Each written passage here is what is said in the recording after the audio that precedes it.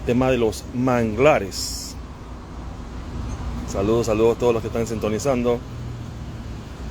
Gracias nuevamente por su participación. El doctor Eric Manzané con el tema de los manglares. Muy interesante. Hoy celebramos el Día de los Manglares, un ecosistema realmente muy importante, pero lastimosamente poco conocido y por tanto en ocasiones no son valorados. Y de allí la importancia de resaltar la importancia de estos ecosistemas. Vamos a estar incorporando nuevamente a los chicos. Ahí está la compañera. Si puede comentar algo, compañera, más de lo que estaba diciendo, para los que están integrándose ahora más recientemente. Bueno, hablábamos de los manglares, de que aquí en Panamá existen 2 especies de 65. También de que debemos conservarlos porque es una barrera protectora natural para nosotros que nos protege de fenómenos naturales como los oleajes, huracanes, entre otros. Y también como nos ayuda a preservar las especies de fauna que habitan en ellos. Así es. Sí, sobre todo en estos momentos que estamos sufriendo el tema de cambio climático, ¿verdad? Y que se están dando fenómenos un poco más extremos de lo que acostumbrábamos, ¿verdad? Cabe resaltar, ¿no?, la importancia que tiene estos ecosistemas para protegernos y hacernos más resilientes, definitivamente. Acá está Yuheimi, ¿cómo estás? Disculpa, se nos cayó la comunicación. Sí, me asusté, vi que hay mi señal de nuevo, pero bueno, ya el doctor Erich estará conectándose. Excelente. ¿Qué le ha parecido la experiencia, Yuheimi, de organizar este webinar hasta el momento? Bueno, es bastante interesante. Sí, ¿verdad? Importante también porque muchas personas que están en la sociedad realmente no manejan la información, no conocen de la importancia de algunos de estos ecosistemas, ¿no? Exacto.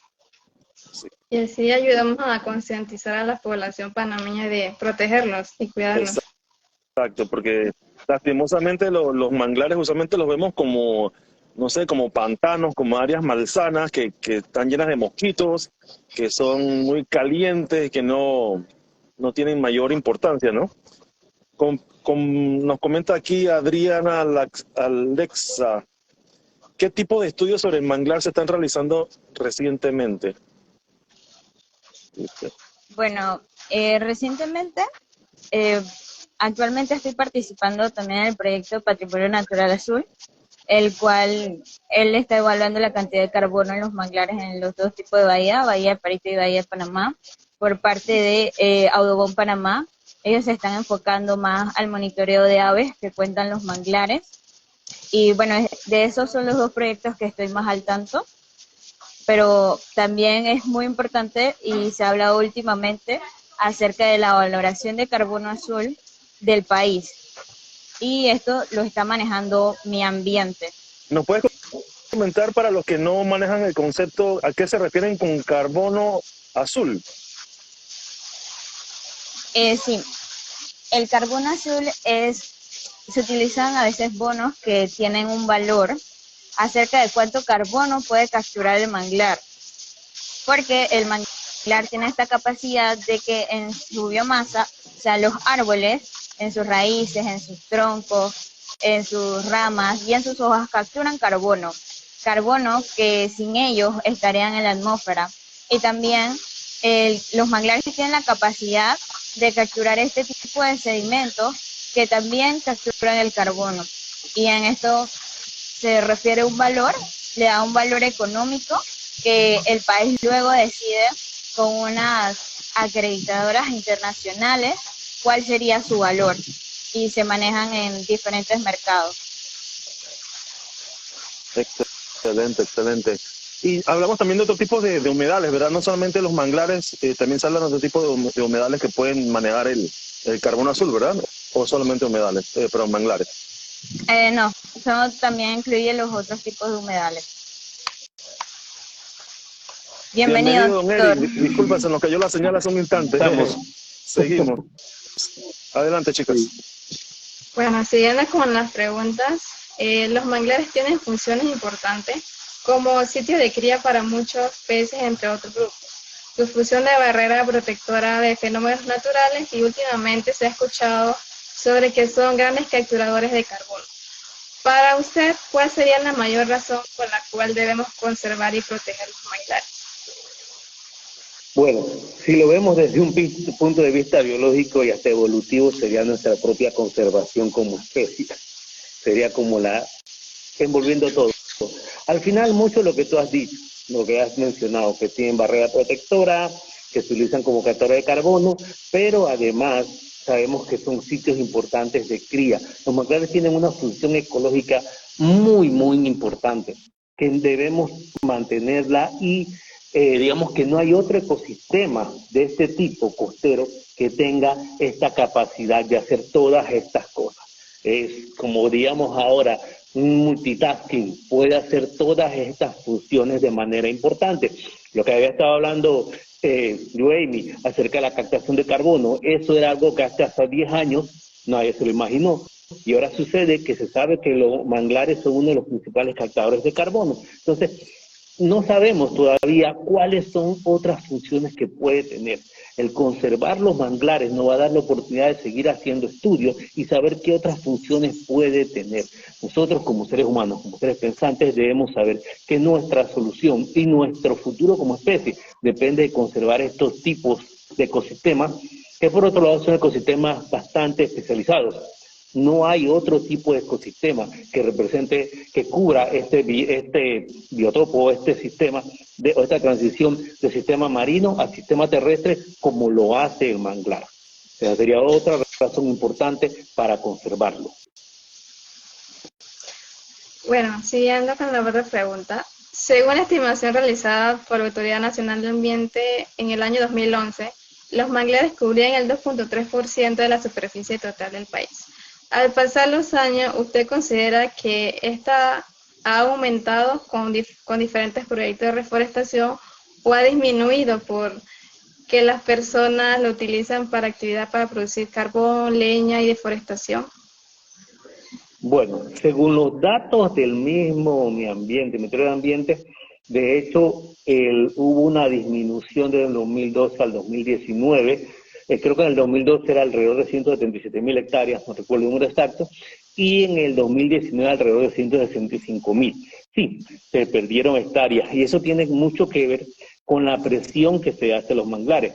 Son ecosistemas marinos, ecosistemas que están en el límite y que están siendo muy presionados por la agricultura, específicamente fincas arroceras o fincas de productivo de ganado en muchas áreas. Además, en otras áreas, como estar cerca de la costa, también son usados ampliamente para lo que sería desarrollo inmobiliario. Y aquí mismo en la ciudad de Panamá, el área de la costa del corredor sur ha sido ampliamente deforestada para ese uso.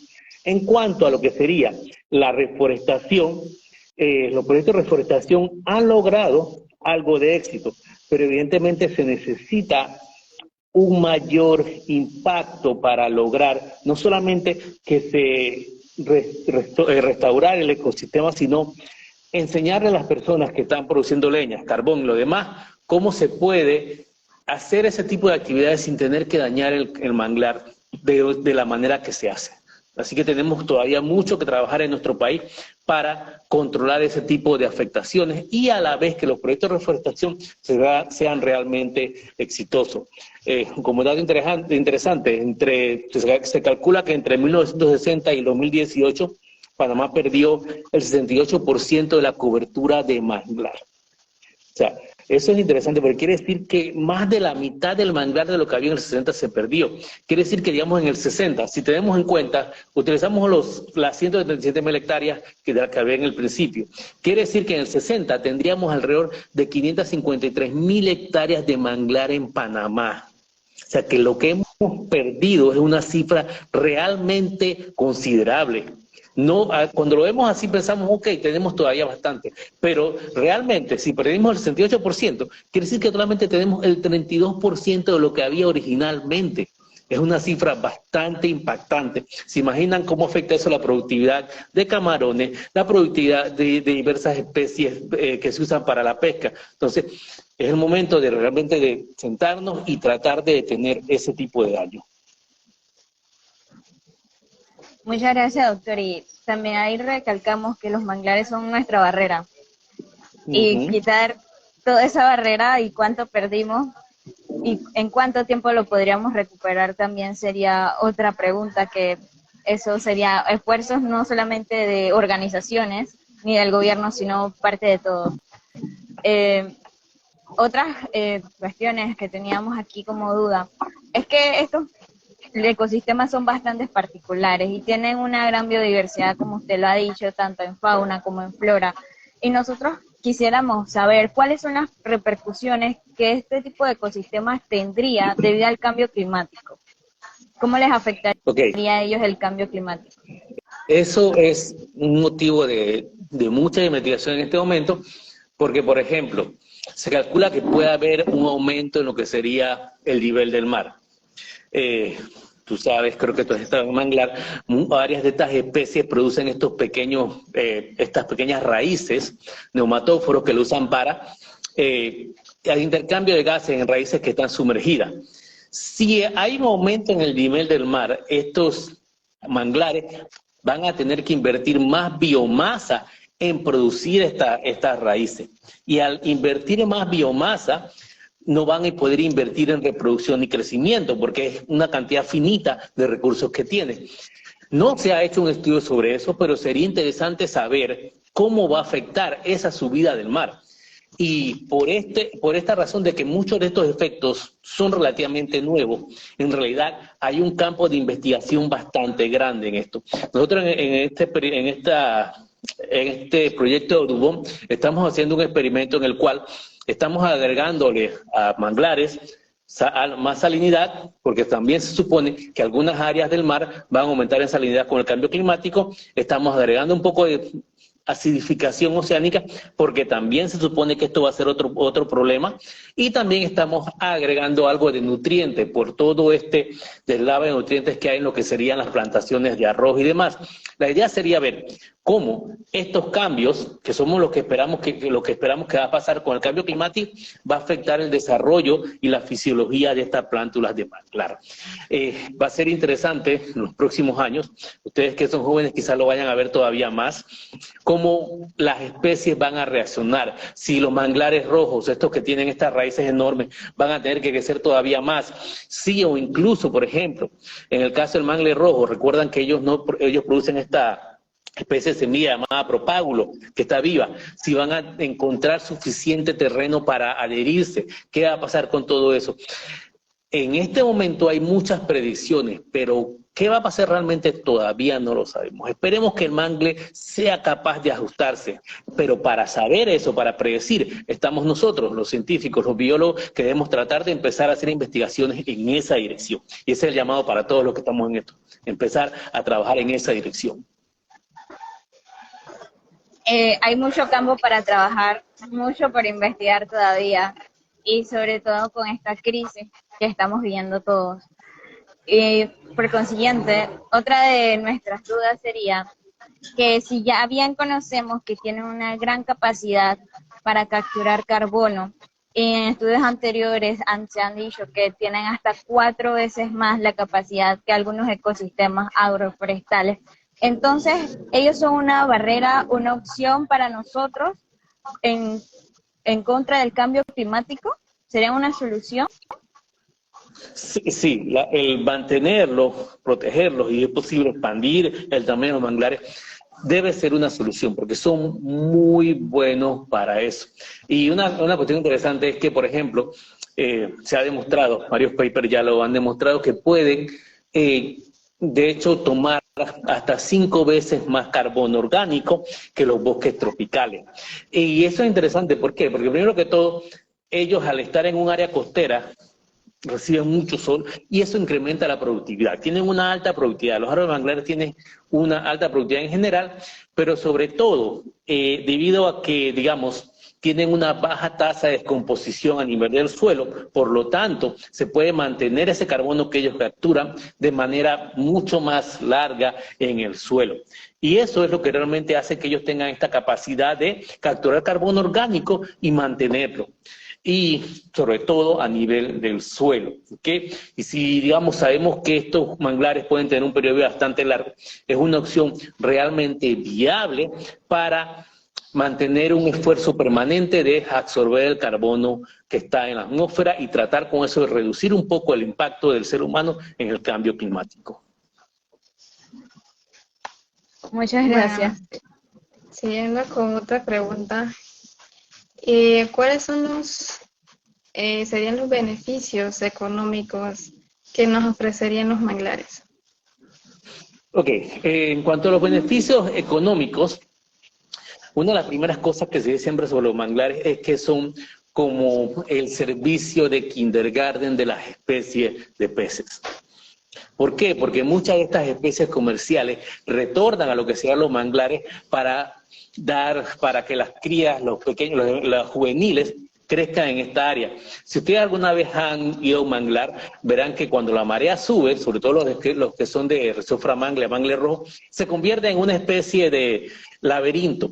Esto proporciona una defensa física, le da espacio, crea un ambiente muy heterogéneo, lo que permite que especies pequeñas de camarón, de peces y otras puedan ir a esa área y protegerse de la depredación. Y se ha visto en otras zonas que cuando tú cortas el manglar, la producción decrece. En la Bahía de Panamá, que tenemos este sistema hermoso de manglares y además tenemos este sistema de afloramiento marino, eso también produce que realmente los manglares todavía incrementen aún más la productividad. Entonces, los beneficios económicos lo podemos resumir en beneficios en general, lo que sería la producción pesquera, lo podemos también decir que sería parte de este mercado de carbono azul que estamos explorando para que beneficie el país.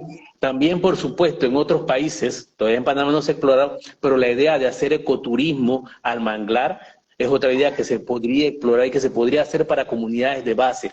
Estas personas en las comunidades donde ven el manglar solamente para extraer recursos y no para otra cosa, se podría explorar esta idea con ellos. Entonces el manglar sí tiene muchos beneficios económicos que debemos tratar de mantener los que tiene y expandir en otros sectores. Uh-huh.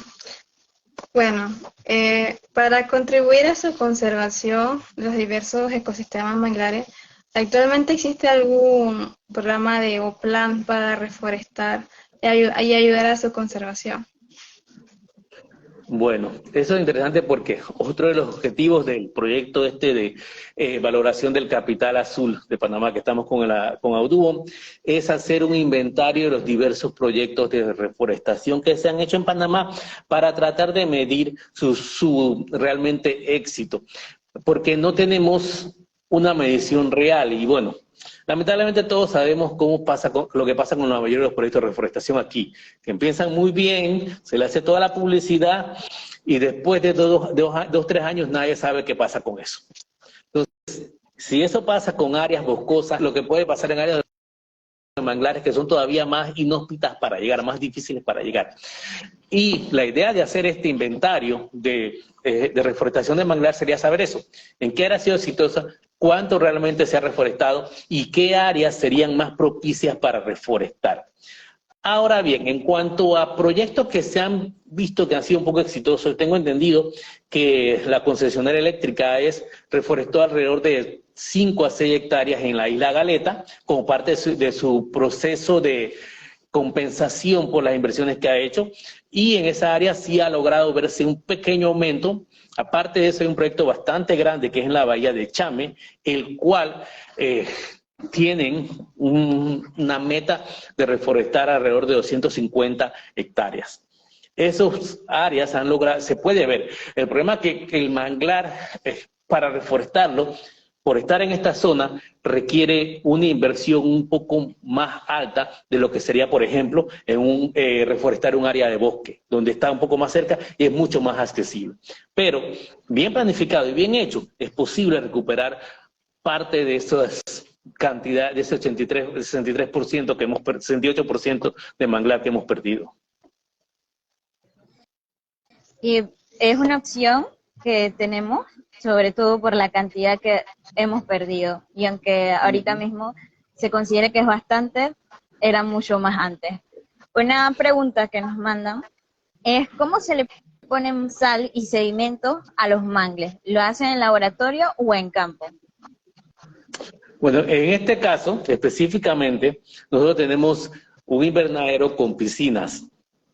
A esas piscinas se les cambia el agua. Recuerden que en el manglar, lo que sería un ciclo normal, estaría en el ciclo de agua, marea alta, marea baja, de 12 horas.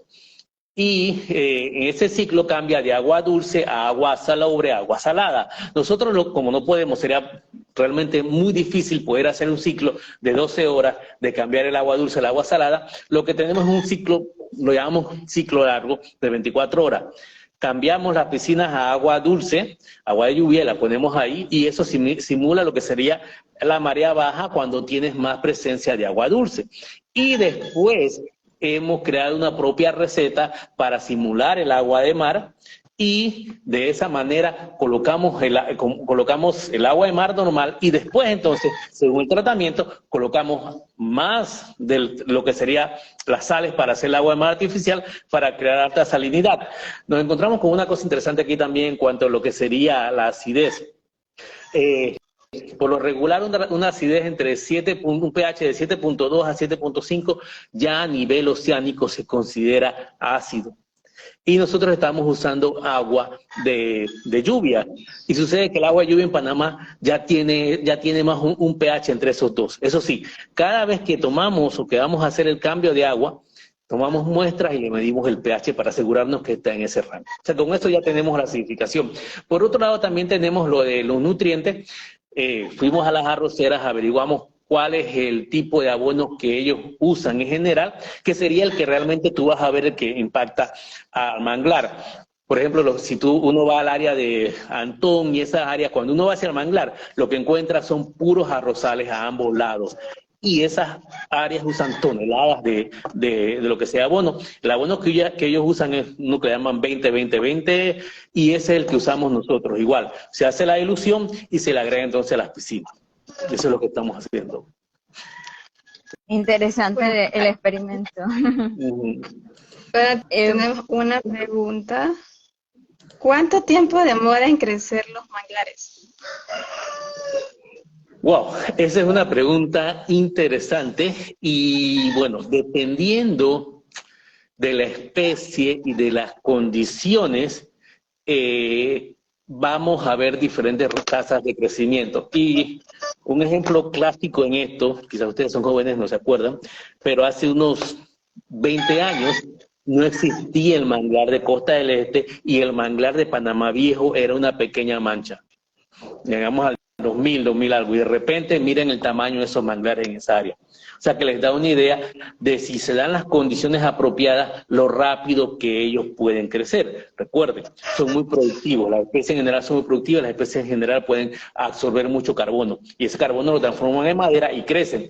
Un mangle rojo, bajo condiciones normales, por ejemplo, en el laboratorio que estamos criándolo en esa área, puede crecer por ahí casi 1 metro en 4 a 5 meses. Entonces, podemos medir ese tipo de cosas, pero sabemos que ellos en condiciones normales crecen muy rápidamente.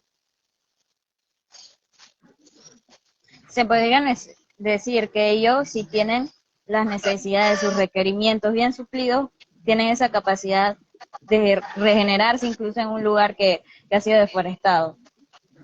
Sí, exacto. Es como se dice, de hecho, ahora con lo de la reforestación que se hace, se dice que en cuanto a costo-beneficio, inclusive es más barato, se puede decir, que el bosque se haga su proceso de sucesión normal, y que eso ayuda todavía a que sea más rápido. Entonces, en el caso de los manglares es básicamente lo mismo. Si no los toca, él es capaz de regenerarse mucho más rápido y casi sin costo. Por eso. Pero siempre es importante tratar de ayudarlo con esos proyectos de reforestación, porque hay áreas donde, por más que queramos, él no se va a regenerar solo. ¿Y cuánto se necesitaría de manera económica para reforestar especies de manglar? Bueno, esa sería una buena pregunta en este momento, que la cual no me atreví a contestarte, porque hay muchas variables ahí. Creo que sí, porque tienes que contar cuántos, por ejemplo, Guido, ahora que apareciste, ¿cuánto te cuesta a ti reforestar 1 hectárea de bosque tropical? Más de $7,000. Imagínate, y eso que es accesible, ahora traslada eso a tratar de hacerlo en el manglar, donde hay muchas áreas que son bastante, que tienes que ir por bote para llegar. Entonces, sí, es bastante más caro. Es lo que te puedo decir a grosso modo. En ese punto que mencionaba, que es muy interesante, el hecho de que los manglares crecen rápido, como tú indicas, y de hecho, precisamente por eso son mejores captadores de carbono, ¿no? Porque entre más crecimiento orgánico, más carbono absorben. Así que eso es súper interesante eso. Pero en esa línea, y en cuanto a la restauración asistida, si se quiere, en el caso nuestro, acá en la cuenca del canal, tenemos la problemática con la paja canalera, ¿verdad? Que crece súper rápido y es uno de nuestros peores enemigos, si se quiere, porque complica bastante el tema de la restauración, de la regeneración natural e incluso la restauración asistida, es muy complicada. ¿Hay algún tipo de otra especie invasora similar, algún lecho o no sé, que se encuentre en el ámbito de los humedales? Bueno, yo te digo que como es un ambiente tan especializado, porque hay que resaltar eso. Los manglares son, las especies que están presentes en esa área son especies muy especializadas. Esas especies, entonces, hace que sea muy difícil que haya especies invasivas para eso. Y la mayoría de las especies invasivas son casi siempre generalistas. Por ejemplo, la caña vietnamita es una especie generalista, donde le ponga sol, ella crece. Pero con este tipo de ambientes tan específicos, donde tienes que ser resistente a la salinidad o tener algún mecanismo de excreción de sal o de excluir la sal, no es tan fácil para organismos o plantas invasoras entrar a ese tipo de ambientes. Gracias. Se han generado muchas preguntas. Okay. Nos manda nuestro amigo Pantera Leo que si existen leyes que prohíban la tala de estos árboles y el uso indebido de los recursos de lo mismo. Y una segunda pregunta, que es, ¿cómo controlan los cangrejos con los arbolitos de mangle que vienen creciendo? Ok, primero en cuanto a normas, yo hace como 6 meses revisé las normas y te digo, normas no faltan, leyes no faltan, hay cualquier cantidad de leyes, hay leyes específicas, hay decretos ejecutivos, resuelto de ARAC, están los convenios RAMSAR, los convenios de protección de especies migratorias que incluyen a los manglares porque son áreas donde las especies migratorias pasan. Entonces, en general, inclusive hasta el Código Agrario o la Ley General del Medio Ambiente, cualquier cantidad de leyes, sí hay leyes que protegen. Lo que falta, como siempre, es realmente ejecutarlas, ¿ok? Eso sería lo importante, porque encontré por lo mínimo 25 leyes diferentes que tienen que ver con la protección de los manglares. Entonces, sí tenemos, lo que tenemos que realmente es reforzar esa ley y que se cumpla, como quien dice. La otra pregunta que me diste, ¿cuál era? Disculpa. ¿Cómo controlan? Dicen que cómo controlan los cangrejos con los arbolitos de mangle que van creciendo. ¿Cómo controlan los cangrejos con los arbolitos de mangle que están creciendo? Bueno, en realidad los cangrejos son habitantes del manglar. Sin embargo, muchos de ellos, recuerden que los cangrejos son filtradores, así que en realidad ellos casi nunca le hacen un daño al manglar. Lo que sí encontré ahora, que es otro tema de tesis, es que las plántulas de mangle rojo, cuando traje un grupo como de 50, todas tenían como un escarabajo que se las estaba comiendo en la base. Tuve que ir a buscar más después porque el escarabajo le come la parte de abajo de la plántula cuando acaba de salir del propágulo y las mata. Y me di cuenta que era bastante común. He estado investigando a ver si alguien lo conoce. De repente parece que si alguien dijo que había escarabajos de ese tipo, pero por ejemplo sería como investigar la mortalidad que produce en el campo, investigar en el invernadero cuántos son capaces de resistir, qué efecto produce a largo plazo. Entonces, sí hay muchos temas. El problema es que trabajar en el manglar no es fácil. Hay que querer. Muchas gracias, doctor. Seguimos abriendo el espacio. Si hay preguntas por parte del público, las puedo mandar. Y otro beneficio bastante importante, ¿cómo la población podría utilizar el manglar, satisfacer sus necesidades, sobre todo si lo utilizan de manera de subsistencia, sin dañarlo? ¿Cuál sería una estrategia? De utilizar el manglar sin dañarlo. Mira, algo interesante, por ejemplo, que vimos sobre todo en las comunidades que hemos visto en Panamá Este. Eso es en el área de lo que sería de la desembocadura del río Bayano, donde está el puerto de Coquira, hasta la frontera con Darién. Esas comunidades son muchas comunidades indígenas y ellos utilizan el manglar para cosechar o colectar concha negra, pero ellos no los utilizan todo el tiempo. Ellos van un día en un manglar, colectan algo y después van de otro manglar. Esa es una manera, digamos, de utilizarlo sin realmente dañarlo. Y nos encontramos también hablando con ellos, que ellos anteriormente se usaban el manglar para hacer construcciones, pero que cambiaron y ahora están usando como árboles que ellos mismos plantan cerca de la comunidad. Y ellos se han dado cuenta que mantener el manglar de manera como sana les produce más beneficios, porque eso mantiene la producción de concha negra, y al mantener la producción de concha negra puede mantener, digamos, venderla de manera activa, y muchos de ellos dependen de esos ingresos. Entonces, ese tipo de cosas sería lo que podemos ver. Y un dato también, uno de estos datos interesantes fue que hablando con la gente de los pescadores del área de Antón, ellos nos comentaron que hubo un tiempo en que llegaron pescadores de concha negra del área de Chame allá y que tuvieron una pequeña disputa porque parece que en Chame todavía tienen esa costumbre de que una vez empiezan a pescar, eliminan todo. Entonces hay que empezar a seguir hablando, seguir diciendo, seguir comentando para tratar de hacer que la gente entienda que lo mejor con el manglar es conservarlo. Se tiene más beneficios en la conservación que tratar de explotarlo completamente. Bueno, doctor, nos hacen una pregunta. ¿Fue una especie de escarabajo que causó la mortandad en la bahía de Panamá? Ese es un estudio que se ha hecho bastante, se está tratando de explicar. En el caso de la Bahía de Panamá específicamente, en el niño del 2015-16, lo que muchos pensamos es que se debió a una sinergia de diversos efectos. Primero que todo, no fue un escarabajo, una especie de polilla, una lepidóptera creo, que se come lo que sería la hoja.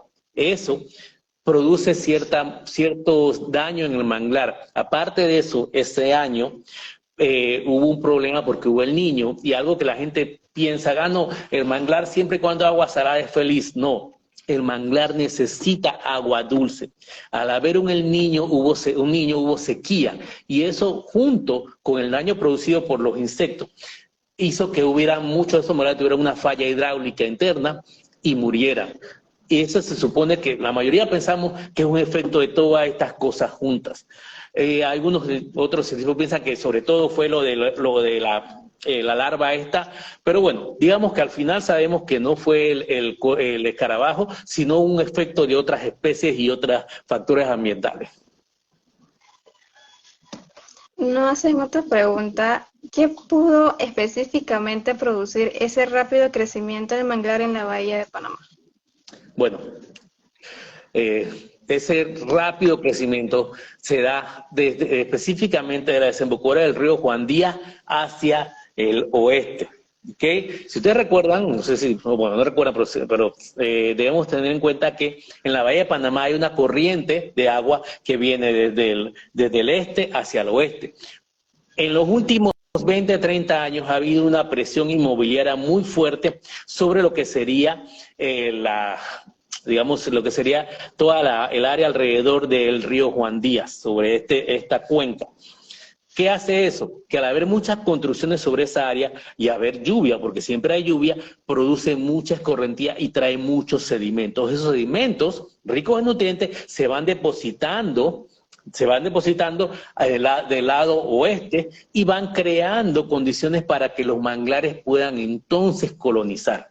Y si uno ve un mapa aéreo, ahora que termina, vean el mapa aéreo de esa área, de lo que sería Costa del Este, y se ven, algunos lo llaman como unos dientes, como si fueran unos dientes creciendo hacia el mar, porque es donde se han visto este tipo de sedimentos. Inclusive creo que el doctor Omar López, no sé si lo conoce, creo que él dijo me dijo como comentó una vez, una conversación personal, que habían visto que después de crecidas y sobre todo después de aguaceros muy fuertes, la cantidad de sedimentación aumentaba bastante. Y cada vez que se sedimenta, entonces le da más espacio a que el manglar crezca. Y ese es un problema. Por eso se supone que quizás, al menos los fisiólogos, pensamos que los manglares crecieron muy rápido y no tuvieron tiempo de producir suficiente madera para soportar, suficiente xilema para soportar el crecimiento una vez vino la sequía del Niño y por eso hubo una falla hidráulica. Entonces, todas estas cosas que vemos y son efectos del constante desarrollo urbanístico en la ciudad de Panamá, básicamente. Muchas gracias, doctor. Una última pregunta, y también si habría otra de parte del público, es cómo las especies se han adaptado a estos pequeños cambios. Sabemos que si bien ya uno puede resentir el cambio climático, ya estas especies han generado algún mecanismo para adaptarse a esto. Y,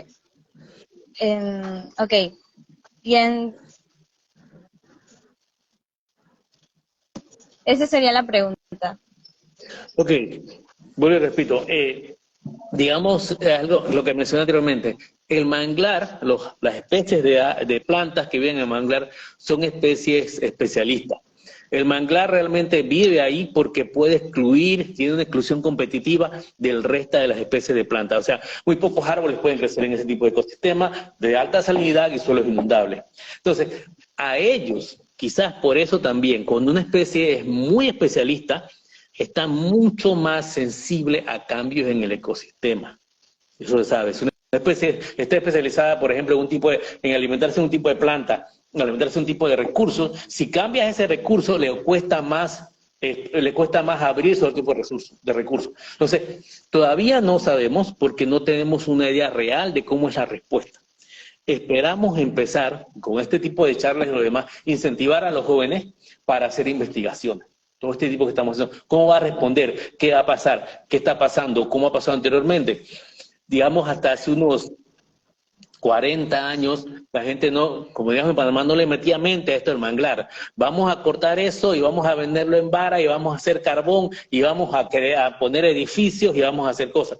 Entonces, ahora nos hemos dado cuenta de que sí tiene una función muy, muy importante, tanto como protección, como criadero, como lo demás. Entonces, ahora es cuando tenemos que empezar realmente a trabajar en esa idea, en esa dirección, y empezar a ver cómo el manglar se va a ir adaptando a estos cambios, porque sí, poco a poco esperemos que se vaya adaptando, pero para eso necesitamos más investigación, primero que todo. Gracias, doctor. Tenemos 2 preguntas.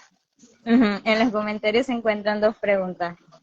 Vale, Gabriela. La primera sería, en su opinión, ¿qué habría que fortalecer para lograr la ejecución de las leyes y convenios internacionales?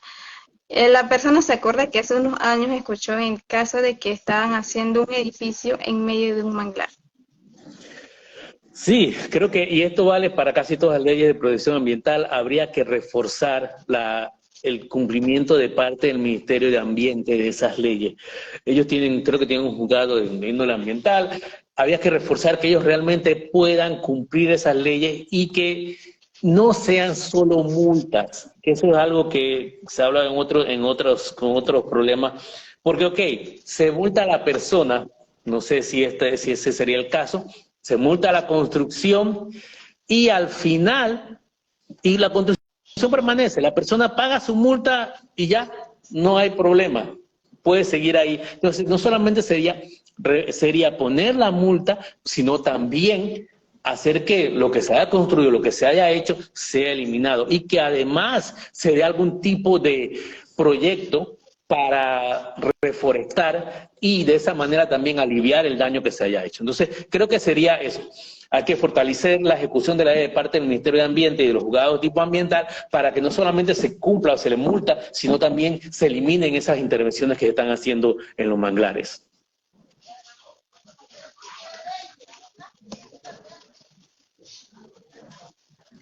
Otra pregunta que nos han dicho. Buenas tardes, muy interesante. ¿Qué recomendaciones pueden brindar a las comunidades que deseen unirse a proyectos de reforestación de manglares? Pasos a iniciar.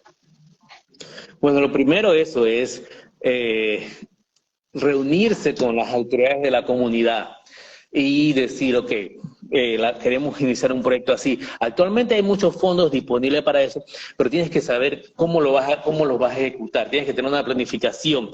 Decir, quiero reforestar esta área, quiero empezar, porque una de las cosas limitantes es la disponibilidad de cosas como plántulas de manglar, porque a diferencia de, por ejemplo, las plantas los árboles en bosque tropical, no puedes ir por ahí colectándolos, tienes que tener permiso para colectarlos, tienes que hacer todo el andamiaje legal para entonces hacer el andamiaje de lo que serían los proyectos para empezar adelante. Y no sé si aquí nuestro amigo Guido, que apareció de nuevo, ¿alguna vez ha participado en este tipo de proyectos de deforestación de manglares?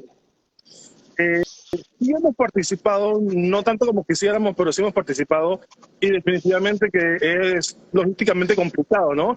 La colecta de los propágulos o de las plántulas, pero vale la pena, ¿no? Definitivamente que sí, pero no es fácil. Sí. Sí, por ejemplo, yo siempre estoy, como quien dice, abierto a cualquier conversación de ese tipo, cualquier comunidad, cualquier tipo de individuos que estén organizados, que quieran participar en eso. Yo creo que eso es lo importante, que haya interés de parte de las comunidades en hacerlo. Y uno le puede dar la mano con consejos de cómo hacer las cosas y cómo empezar con ese tipo de cosas, que es lo importante. Que la gente tenga las ganas de hacerlo, primero que todo. Oye, lastimosamente se nos ha ido el tiempo volando. Ustedes pensaban que una hora era mucho y ya mira, ya casi se nos fue el tiempo. No sé, chicas, unas palabras de despedida y yo tengo una última pregunta una última reflexión para nuestro invitado especial. Bueno, como estudiantes, pues nos sentimos muy agradecidas del espacio de Adopta que nos brindó. También al doctor Manzané por estar aquí como invitada especial. Y bueno, a concientizar a las personas sobre el cuidado y conservación de los manglares. También agradecer al profesor Edwin Domínguez y a los colaboradores por haber hecho este proyecto.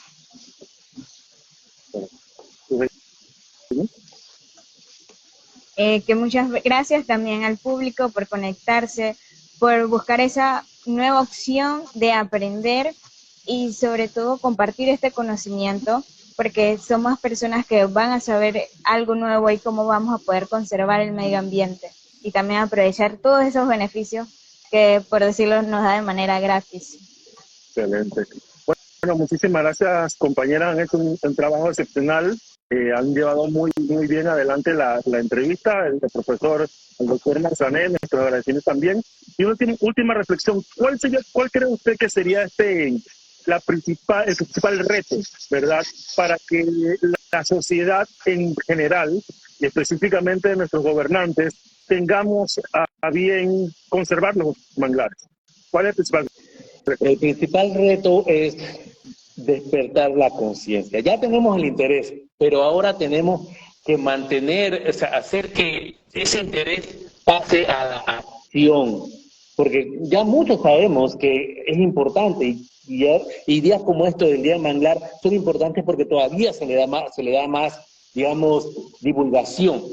Pero ahora hay que pasar un poco a la acción, a de verdad exigirle a nuestros gobernantes que toda esta mirada de leyes que tenemos se cumplan, a ayudar con las pequeñas comunidades de pescadores, de pescadores de concha, de diversos productos para darles alternativas para conservación, porque algo importante, no solamente se le puede decir, no hagas esto. No, tú tienes que darle una alternativa, porque solamente le dices, no, ya no puedes cortar más el manglar, ya no puedes buscar más concha negra, estás creando un efecto contrario. La gente va a sentir como que, ¿por qué ahora me prohíbes esto si hemos vivido todo el tiempo? ¿No? Tienes que crear las condiciones para que estas personas que han vivido el manglar no lo sientan solamente como algo de lo que hay que aprovecharse, sino lo sientan como algo de su familia, algo que también hay que defender. Y para eso, actividades como esta, actividades de todos nosotros, tenemos que contribuir con nuestro pequeño grano de arena cada vez que podamos. Excelente. Oye, 1.000.000 de gracias, doctor Eric Manzanera, compañeras, profesores. Muchísimas gracias y nos vemos entonces el próximo miércoles en otra emisión de este Adopta en Vivo. Saludos y gracias. Saludos, Muchas gracias. gracias por la invitación. Saludos. Saludos.